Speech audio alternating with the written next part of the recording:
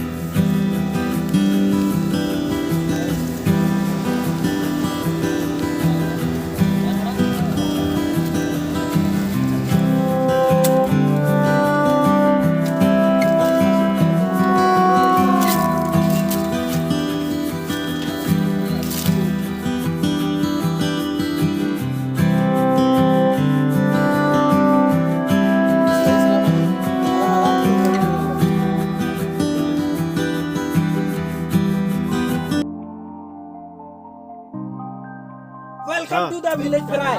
Welcome.